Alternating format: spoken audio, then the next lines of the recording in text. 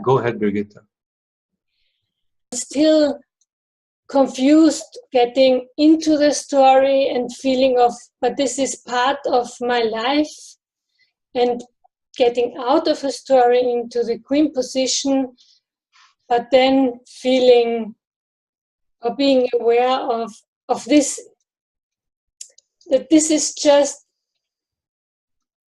if I do something in the queen position, something is happening in the story, and so I feel myself still always looking for orientation, where I am now, what is happening, where, on which level I am. Birgitta has brought up, in her question, she brought up the expression called queen position. I think most of you know what that is. The queen position is simply a position whereby you have already entered the body sharply, and it's no longer a question whether or not you entered or not, whether you're present or not. You're already present, you're already in the body, there's no thoughts. And now within the body, we take a position, which I call the queen's seat, which is in the middle of the body. You can call it the heart chakra if you want. And sort of calmly, nicely sitting on the heart, not having any thoughts, is called the queen position. When something takes you out of the queen position, and then you're in the story, the mind might want to know, oh my God, you know, I might have healed something, or something that took me out of the queen position was a memory from my childhood, or a memory that when we bicycled with Willie or something like that, you know. And then the more we engage the mind in participating in with the queen, the worse it becomes. So I can know what is it that took me out, or what part of the story. I can ask that question. I can ask if something was healed. I can ask where this came from, but it's not advisable. It's like we all are, basically all people are somewhere, all people are very hurt. And everyone has some kind of a story or some kind of a hurt. And the way the mind works, it would like to know how and when and how much of it have I cleaned up already. And we don't really care how much of it we cleaned up already, because we need to bypass whatever is in there. So I can, whether I'm bypassing on a highway, I'm bypassing a Mack truck, or bypassing a bicycle, we don't care. We're bypassing it, we're passing by it. So to the extent that we get involved with the mind and get involved with the story, to that extent, you're going to lose the game. Lose the game is a metaphor. So story comes, want to know this, want to know that, want to get into some kind of an analyzing as to what happened. And very quickly I go to, ooh, I go to that position the way you go to that position, the way you were taught, and I know you can do it very well. And there is silence. And something might take you out, although, as far as I know, you can stay there a long time.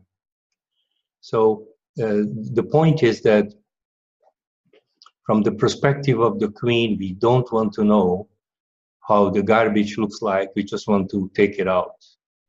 The queen doesn't want to go outside and open up the garbage can and say, let's analyze it.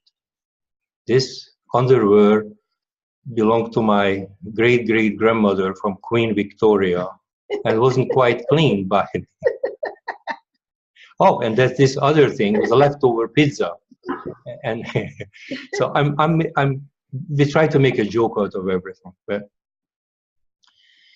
even if it's really hurtful, even if you find that that experience, what you're bumping into, is big, we still need to bypass. And the healing of it is going to happen if I don't get involved with the mind.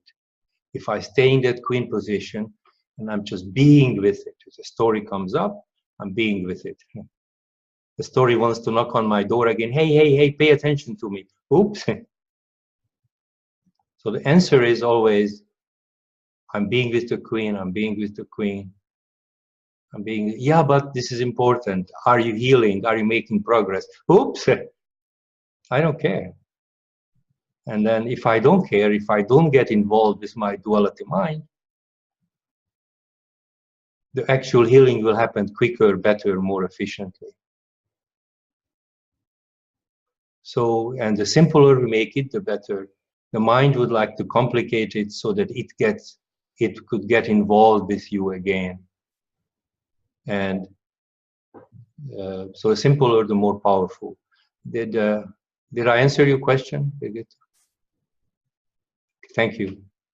So really the bottom line is so simple. Yeah. Something will take me out of presence because the mind will try. And in my experience, the mind is so smart. It will try the most complex, most amazing intellectual thing to get me out of it. The Phyllis used to call it the big eye and the small eye or something like that, right? It's just amazing. Sometimes I'm shocked what the mind comes up with. And luckily, I don't need to analyze it or understand it or where it came from. All I need to do is bypass it, and I might be bypassing a Mack truck, or I might be bypassing a bicycle. So the simplicity always more powerful and always wins over complexity. The mind loves to get involved with organizations and systems that it can participate in your progress. It's when the contrast mind participates in your progress towards awakening, you know that something is off. It's like asking the goat to guard your cabbage or to participate in the security of the cabbage storage. Okay, so keep it simple, keep it loving. Keep it loving, and no matter how smart the question is, the answer is the same. Really, it's not complex. We don't have to figure it out. We don't have to evaluate it. You don't have to analyze the garbage. We just need to throw it out. And what's happening is when you're in the so-called queen position, that means being in the body, amazing healing takes place. But we don't know what gets healed, to what extent it gets healed. We don't care. All we know is that we feel this love, and whatever is there, whatever the monkey tells me in my mind, is really irrelevant. Because the universe, God, the love is always will win. Simplicity and love will always win. Lucky for us as people, because for me, if I had to wait and analyze all my troubles, what's in my monkey mind, I would be still analyzing. I would be still want to know which particular one to let go first, and how to rejoice whether or not I let go this experience or that experience. So anyway, I think that's